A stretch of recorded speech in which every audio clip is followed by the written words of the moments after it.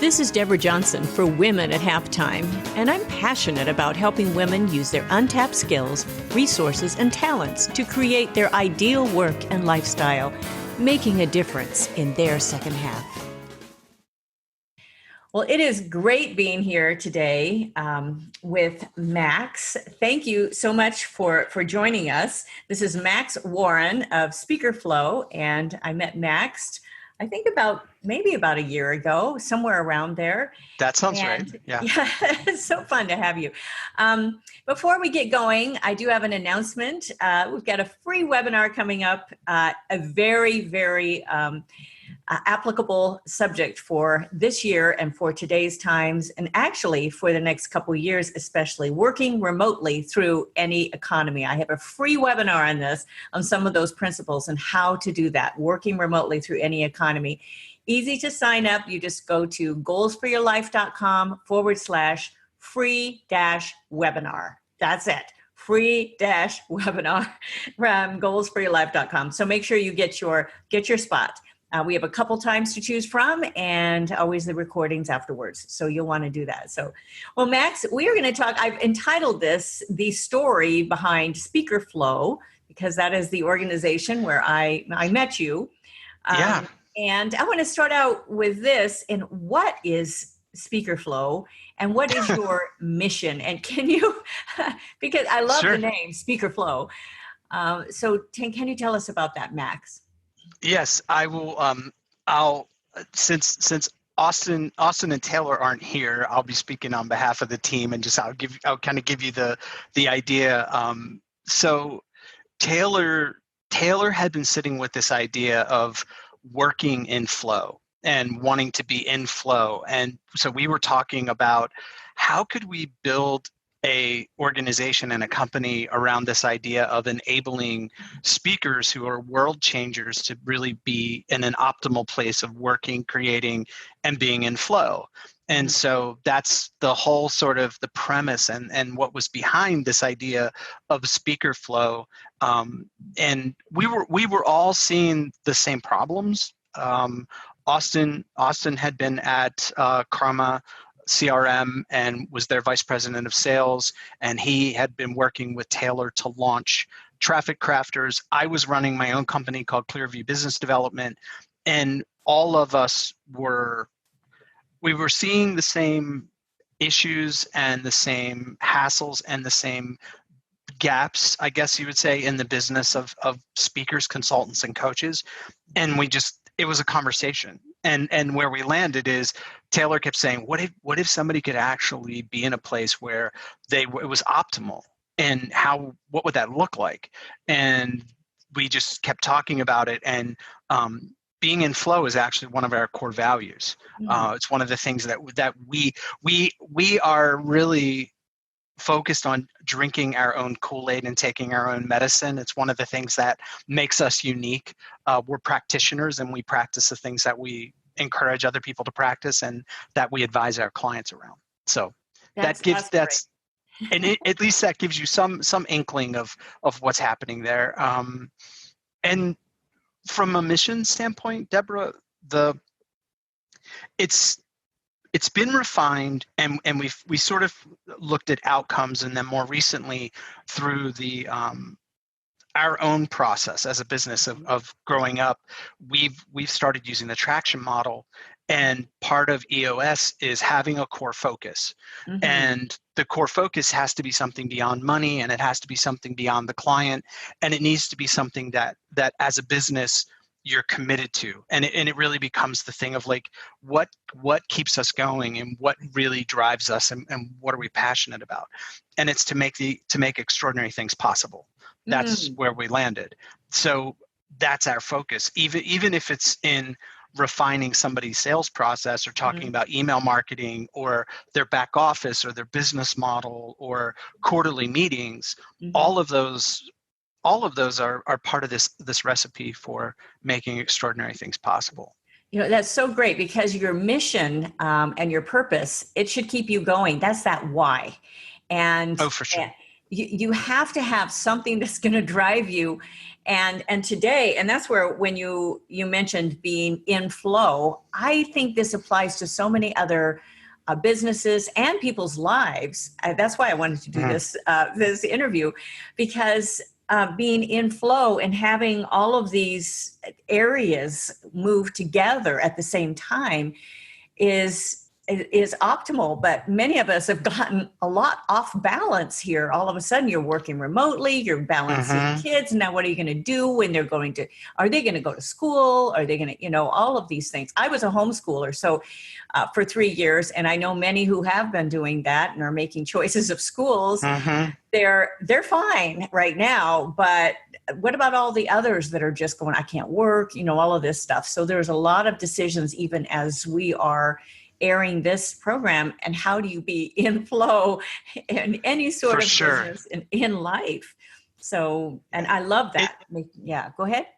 Yeah, I was only going to yes and amen what you were saying. And that is, it's a great concept, and where it actually gets lived out is where you commit to the process of staying in flow and juggling things when you fall off the log, and when life throws you a curveball like a global pandemic, you have to find a way to go back to center and rebalance and recalibrate everything so that you can do that, But if you can't work out flow in the real world, then it's a nice concept to talk about or write about, but it doesn't become something that you can really live or lean into, or expect from yourself or your team.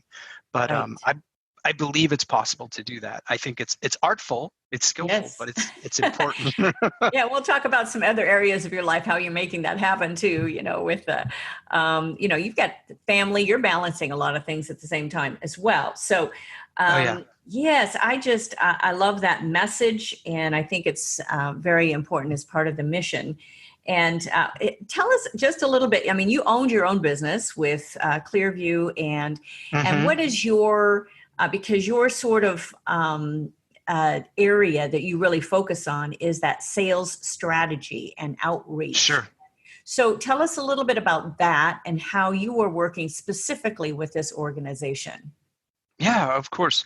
So I am a dyed-in-the-wool sales guy. I had a long career in corporate sales. I started as a technical guy, then became a technical salesperson, and worked during the whole .com era, I worked for a number of companies, all of them startups. That's been kind of my thing. And I learned through that process all of the things from a customer-facing side. And then I spent 6.5 years with an IT company, and that really grounded me, because I handled inside sales, then I was the business development manager, then I got some marketing chops and was balancing all of those pieces. So I was able to see throughout that trajectory of what I was doing professionally, what all the piece parts were and how it applied to a small business, because the IT company started out as a mom and pop small business and then grew from there over the course of 6.5 years. When I started working with speakers around sales and strategy, what struck me is that you could be a phenomenal communicator. You can, meaning a one-to-many. You could stand in front of the room and move a whole audience. You could share stories in a powerful, passionate way that hook people and that make people reflect, that or they have a light bulb moment. But sometimes that skill set doesn't translate to picking up a phone or sending an email or thinking strategically about me being a speaker or a consultant or a coach, thought leader. This is a business, and business, for it to be viable, has to have revenue. What do I do every day to create that? Who do I have to become to habitually build my business and be comfortable wearing the sales hat, especially if you grew up with the stigma that salespeople work on used car lots and they're trying to push me into something that I really don't want to be in. So for me, it was learning to drill down to what are really the best habits for connecting with people? What are the best habits for engendering trust? And how do you communicate your message in a way that the person on the other end of the phone can say, that is exactly what we need. The challenges that we're facing, you can help me create the outcomes I'm looking for. And that's really what I do. That's what Wow. the conversations always revolve around. Yeah, that's that sales word. Many people are just panicked, oh, now I got to do so much on my own, or Mm-hmm. I can't have my full team, all of a sudden, those, I always say you've got to keep the marketing going. Doesn't matter. That's a Mm-hmm. commitment. You always have to keep that going. For sure. But you mentioned a big word there in trust, and to build trust is to be able to build our expertise and that communication of that expertise so that people Mm-hmm. do trust us, and we have a little bit more of that inbound, all of that marketing. So that's a big part of this. I'm sure that's a big part of this. I've worked with you guys for some Sure. time, and it's big with all of those areas in there. And you and your team, you've been used to working now virtually. So this is not a Yes. big change for you guys, but I'm wondering what has changed through some of this, through, every other businesses, like you're saying, you're helping people now commit to more of a process, as they are Sure. usually maybe a stage speaker, or this could be an entertainer. Mm-hmm. I work with a lot of entertainers in Oh music. yeah. So, what do you do? Those concerts, everything, you're live, and even the conferences, and how to pivot here. What have been some of your challenges, and some of the biggest other challenges that you see, that maybe a direction that you're going, that you're helping other people with as well? Yeah, that's a great question. The whole idea of having to deliver virtually or digitally, especially if you're used to the connection with the audience, is really tough. Yeah. If we're talking about pain points, if you are a comedian or a magician, or you are a mentalist, and now you have to deliver that virtually, Yes. that's a tall order to not have Yes. that real time connection with an audience. And for us, I mean, just to talk about Speakerflow, I'm in Western North Carolina. Taylor is in Minnesota. Austin is out near Salt Lake in Utah, and we're in 3 different time zones. We're flat, we're digital, and we rely on we laugh about this and we say it all the time. We couldn't have a business without Slack, HubSpot, Asana, and Zoom. We would have no business. Our business is built on that technology. And so for us, that feels like a first language. And what we've been working with our clients on is helping them shift to that world where they're not using Zoom once in a while. It's their mainstay for delivering what their value. And it's been a really tough challenge, I think, for a lot of people. We're working differently in that we've changed. The pricing model has changed to deliver virtual. The pricing model is completely different. I just had a conversation this morning with a client who said, this week the tech gremlins came out, and I had 3 of the events that I was on where one of them I wish I had pre-recorded, because it went so far south, we didn't have a way to get back in. We couldn't reach them by text. So I think tech has become a two-edged sword. It's enabling communication and delivery and connection, but it's also, if it doesn't work out, it's Yes. really it's it's a beast. It's very frustrating. But getting into a place of being comfortable where the home office is now a web studio for most, that's been a massive shift. Understanding what people are expecting, and also recognizing, I think you said this earlier about home offices, and I think it's true about our business and life. We're very separate, and they're not so much anymore. So there's a lot Yes. more grace, because Yes. we're having to, work in ways that we normally wouldn't work. I saw a vice president literally run a webinar. I believe he was with Salesforce, run a webinar out of his son's room, because his son needed to lay down for a nap, and he needed to be close to his son. So he Right. was on the far side of the room on his laptop, and he's like, guys, if I seem a little quiet, it's because, my son's laying down for a nap, but I'm committed to being here with you on this webinar. So I'm here, and we're going to do this thing. I just want you Yeah. to bear with me. And I was like, wow, that's really human of him to talk about, like, look, I'm multitasking. So cut me some slack, but I'm committed to you guys and I want to make this happen. I thought that was really cool. I think that's just so great. You really do have to get beyond that. I help people with tech because I'm kind of a techie. But I tell you, I have my challenges. I've been trying some different things, and I watched a session last night, and he mentioned something about using his LCD screen behind him and how he has to turn down the brightness. And I thought, that's how he does it, because I've been doing that, and I love the feel of being able to do that. But I've had to turn my PowerPoint. The background of all of my PowerPoint slides to black, and then lessen all of the, of my slides to be able to do that. I thought, oh, well, I could do this on the other end as well. So I'm always learning, always growing. And then I figure out, what looked good to me on my little monitor. And then you watch the video, you're going, I need a little better lighting. So you just have to do it. And I think we are all in a learning curve. But what you said is that people have a lot of grace right now. They really do. For sure. They know that people are trying, as we started and said, okay, so I got some construction going on around me. We might have a cement mixer we hear sometime during this. Now everybody's going to listen for it during this episode. But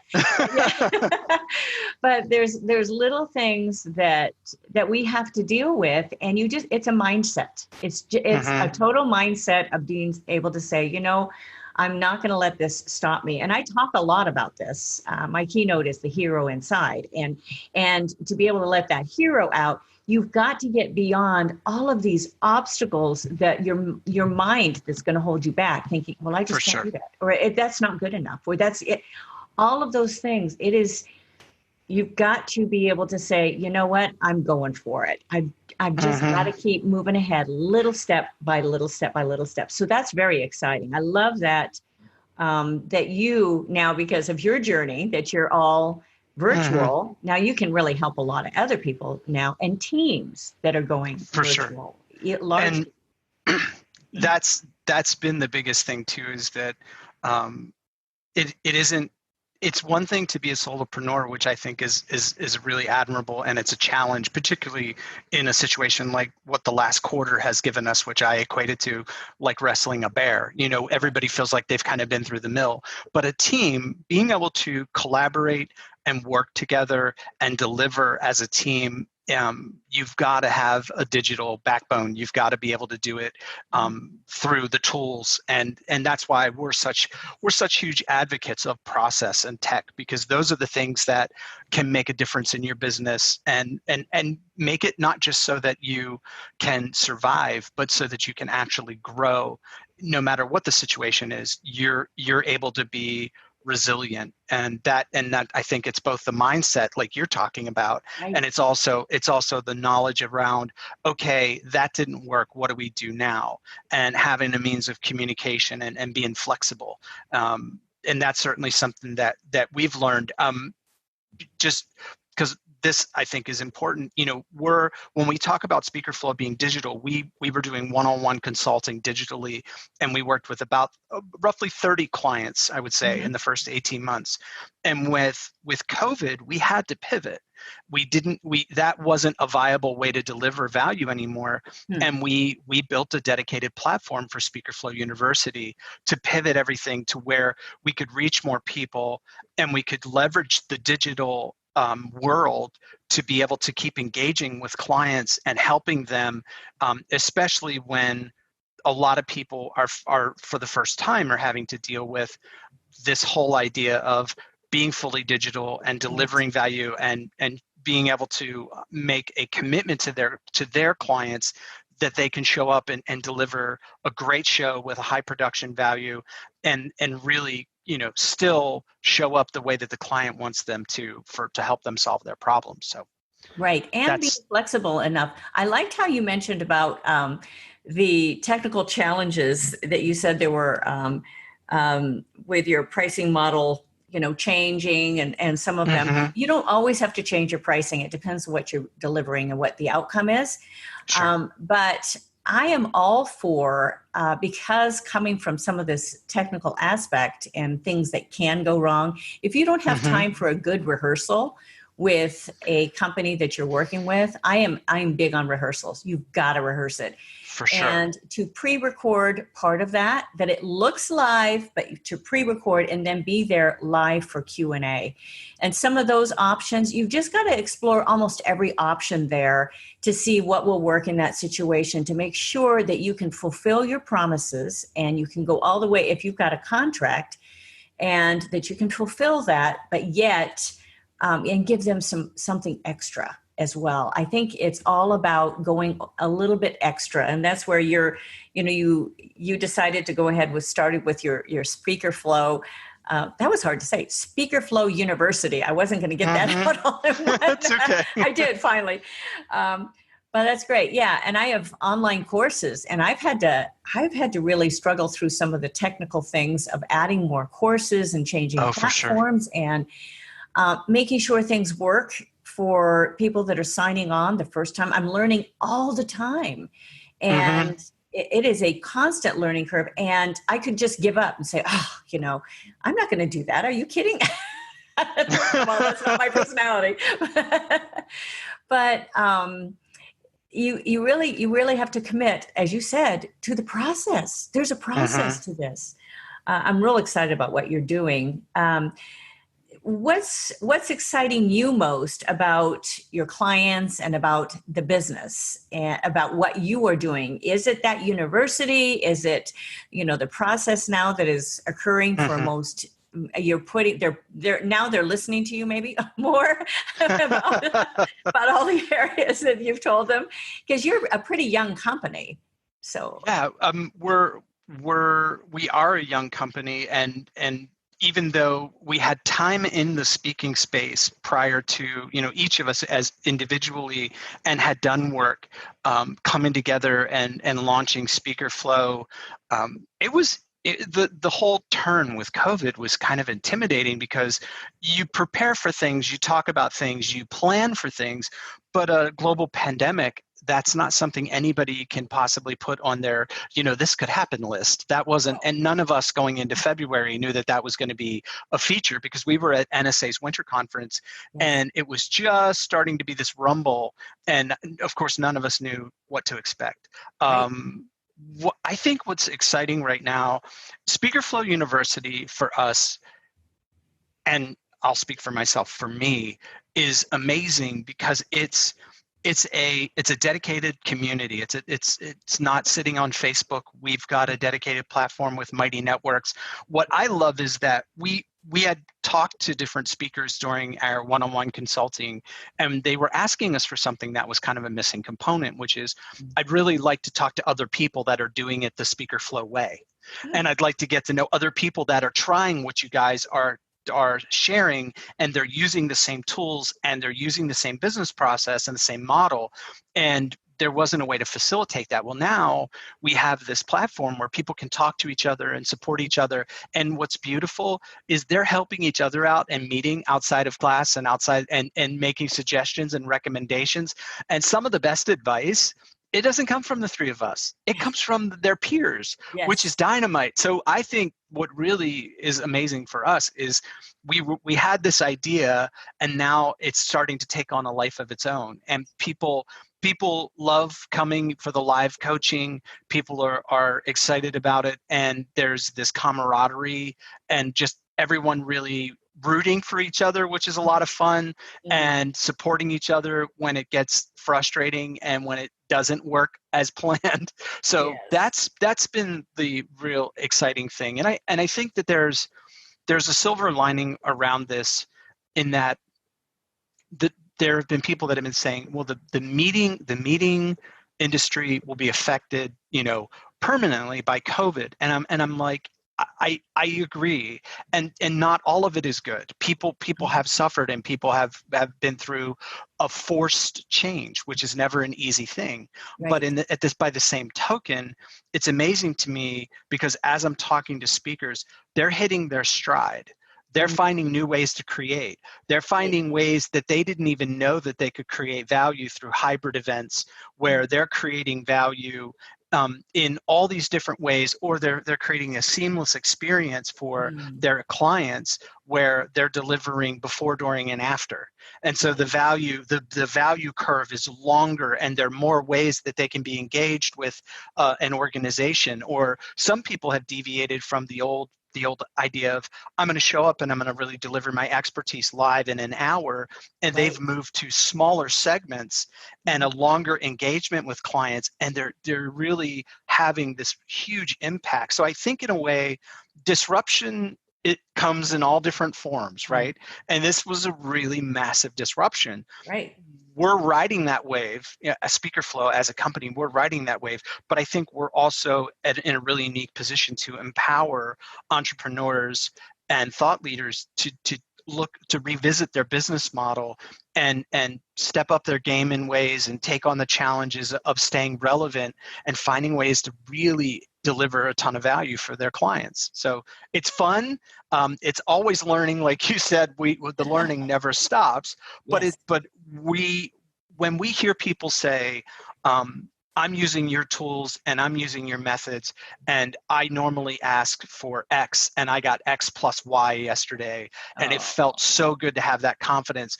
I used your tools. I sent out a survey. The feedback I got changed the way I delivered, and everyone was blown away by how tailored I was able to deliver this message to their organization, and they're asking me back. Oh, Those that's are so the great.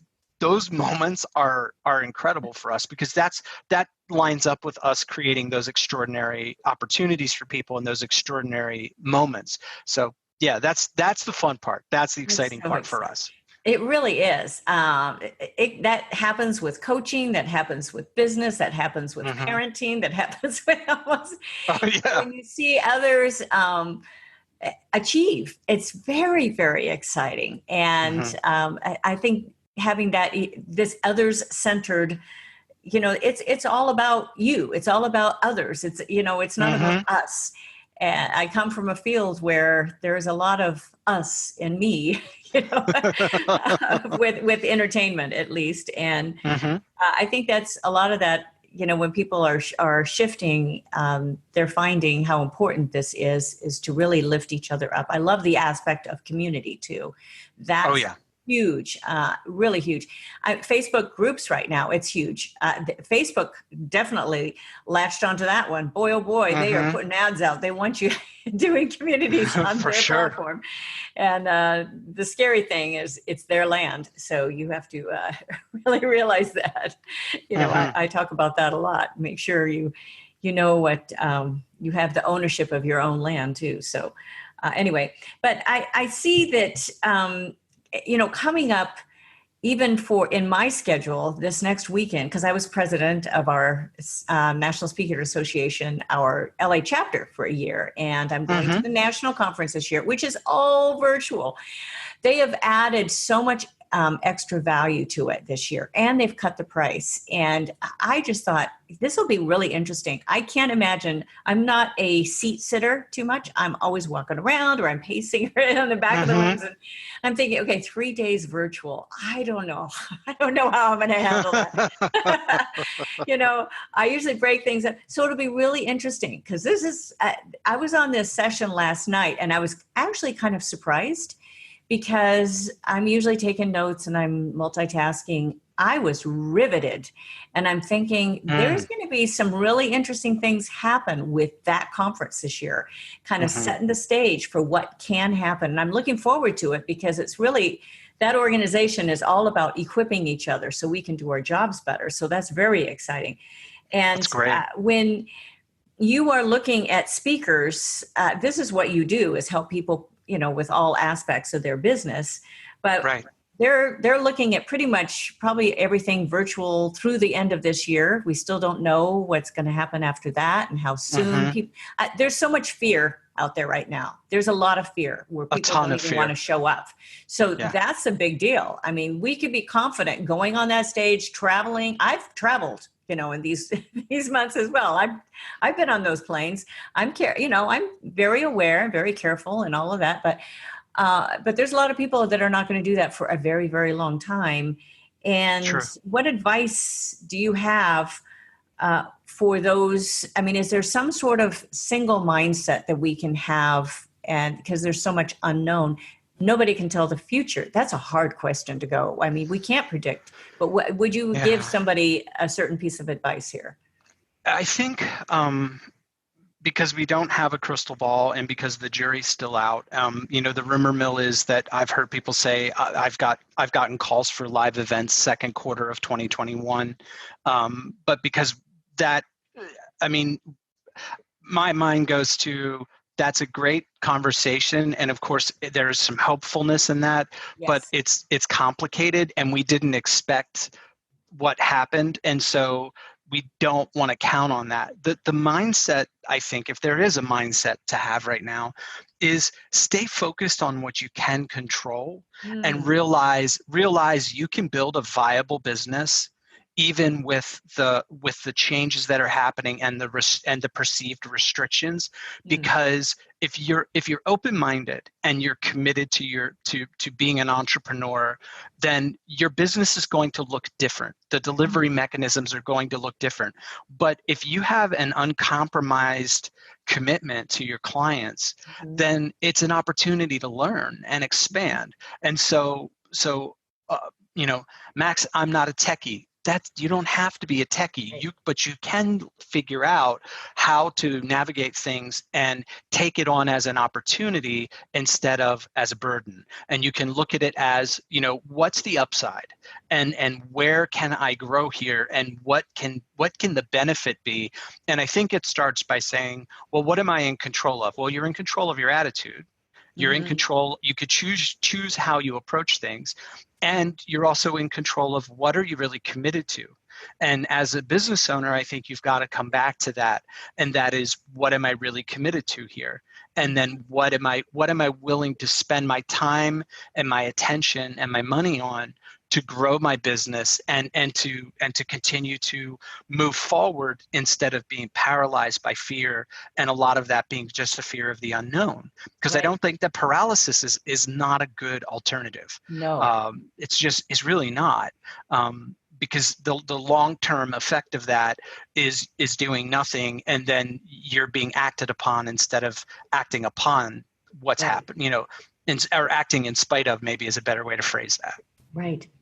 That is such a great point. I am 100% there with you. Just have to, um, again, we get back to that mindset. I think we started talking about that at the very beginning on how important that is, and your uncompromised commitment. And we're talking about hope. I talk about hope a lot as well, but Hmm. but that hope, it brings about perseverance and consistency and Hmm. those sort of steps. As you put those in, that translates to hope, because you have a routine. A routine is important. Establish a routine, some Yes. sort of routine that helps you keep moving forward. I love the book, The Atomic Habits, James Clear. Amazing that everybody should read that book every single year. But that's, just putting those little tiny little routines together of just step by step will really, really help. That's a wonderful For sure. mindset for not only speakers, but for a lot of other businesses. I look at this as, and as I branched out into the speaking field, I've been in the professional musician field and in the I was a college teacher as well. So a lot of Hmm. that, they're all, a lot of them are companion fields. It doesn't matter.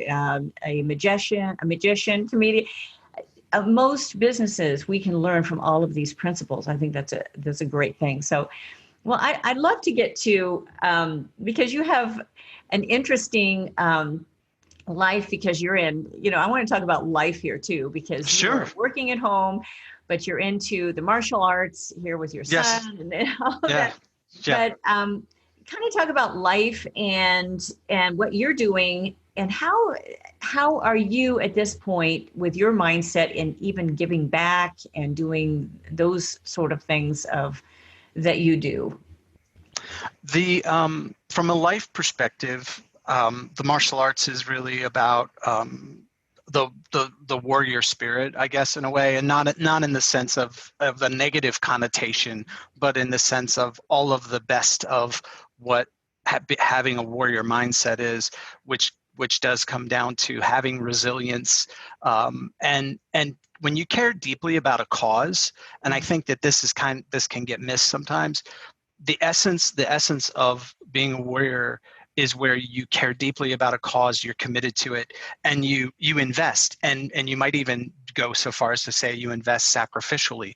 And so there is definitely an exchange of time and focus and energy on the mats, in the dojang, practicing, working, and redoing the basics and the fundamentals over and over and over again. My son and I practice martial arts locally. It's looked a little different. It's been more virtual of late, but we're hoping, fingers crossed, to be able to get back to more of a regular practice where we're in a dojang together. But the whole life thing for me is about keeping true to what is important for us as individuals. I think that's one of the things from an entrepreneurial standpoint, one of the things that drew me to creating a business for myself, and then seeing the drive and the passion that Austin and Taylor had to build something. And it was just being really like-minded, kindred spirits. And I think figuring out who you want to take this journey with is important too, especially now, because I know everybody feels a little disconnected. Everybody feels frustrated. I know some people. I talked to a gal last week, and she said, "We're finally driving down to see my parents." She goes, "We're probably going to have a conversation through the mail slot, but I need to really. It's time for me to see my mom." Yes. And I laughed because I thought, it's good that she has the reality in her mind, because her mom is aging and she has some health issues, but that she was committed to this idea of taking the trip down to talk to her mom just because she wanted to be close to her and encourage her. And they had made some food for their parents. But I think right now, family has become really important, and keeping friends close and talking openly about what's going on and what the challenges are, and just being open about, this whole thing knocked everybody for a loop. Yes. And it's figuring out how to get back to center, and being able to have friends and family that you really care about, right, and people that are like-minded and kindred spirits. I think that is really important. And I like the idea of martial arts. The philosophy of martial arts is so good, because there is a tenacity and a stick-to-itiveness that you cultivate when you practice a martial arts discipline. And it's not about being the toughest guy in the room, because if you've got a real warrior spirit, you know how to just let things go. And I think that it humanizes us, and it makes us stronger in a lot of ways. And if it's practiced properly, it can be super helpful. And I'm grateful to work remotely, because the other thing too is, we as a family had traveled cross country in an RV, living and working mobily. And when we landed in Western North Carolina, building a business on the road, you really need to be a little nuts to try it. It's something I recommend for everybody, but landing in a place you can call home and being able to have the opportunity and the privilege of working remotely. It's funny too, because I've talked to a lot of people, friends, and they've been able to reconnect with their family in a different way through this process, which has been great. It's been a good thing. So yes. There's so many things we can't prepare for, but we still can control meeting every day with that openness and that resilience. I think that's key. That was a great answer to that question. And I just love that you focused on, to stay focused and balanced, just find something that you can do to help you do that. And that's been the martial arts for you. So. Yeah, for sure. In my case, it has been. Yes. Yeah. We took Taekwondo once with our kids. We have some funny little stories, because I am not flexible at all. And we have some very funny stories, actually. But it was a great experience as we came out of that. I'm kind of walking away with 5 points of what we talked about, just to kind of review our time here. This has just been wonderful time, Max. I just really appreciate. Thank you. And then I'm going to want to, you would tell everyone how we can contact you. But, number one is, just to make sure that you've got a good mission and where you're going. You've got a good why. Your mission is making extraordinary things possible. So, and you have to commit to that process. And I think that's it's a very, very important part of committing to a process, some sort of process. And number two is to have a digital backbone that you gotta, buck up a little bit here and just try some things. And you don't have to do it. I always tell people, you do not have to do everything. You just need to know enough to hire it out and not be taken advantage of. So just figure that enough out and have enough tools together there. And number three, it was really important of a supportive community and how important that is. And learning from each other. I think we're learning a lot from each other. Every time I'm listening to something a little different, it's like, wow, it's like that session I was on last night. Oh, 23% brightness. That's how we did it. I'm looking forward to trying that.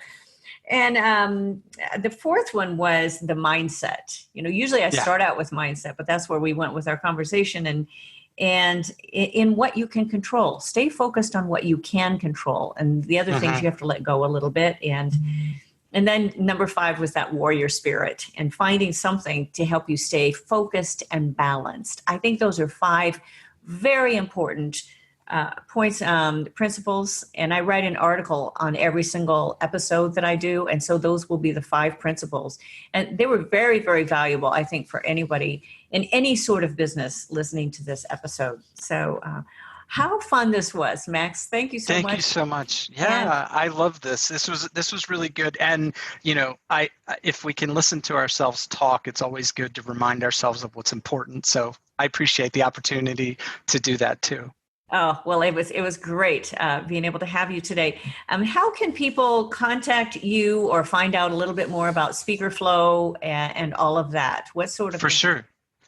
The easiest thing to do is go to the website, which is speakerflow.com. So it's SPEAKERFLOW.com, just like it sounds.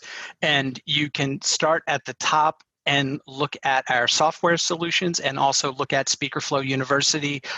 We invite everyone to reach out to us, spend a few minutes with us. If you have questions, if you're curious, if you're dealing with specific challenges, we are happy to spend time and talk through, and address challenges and talk about, what we can do and how we can help.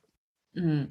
And I know that firsthand from you guys, it's an easy, get on your calendar and get a short call with you guys, inquiry call. And you guys are wonderful. This is what you do. And I've been on, calls with all three of you, and you're not intimidating. You're just a lot of fun.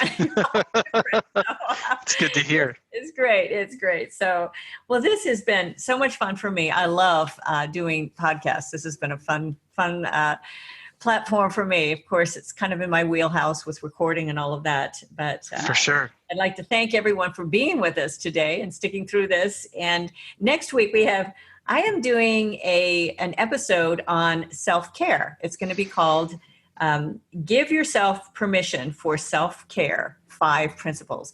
During this time, as we are working harder than we've ever worked and we are changing direction, we're getting into our technical aspects and all of that, we've got to spend time too reflecting and doing some of those things that will really feed our soul. So I'm going to talk about a couple of things that we can do for ourselves in keeping us sharp, keeping us going. And because again, there are so many unknowns ahead. So that's the tough thing for many mentally, and they've stopped maybe, and it's really hard to get going again. So make sure you join me for that. And if you like this podcast, I'd love it if you shared it with your friends and you even leave me a review. That would be wonderful. You can always reach me at goalsforyourlife.com, women@halftime.com.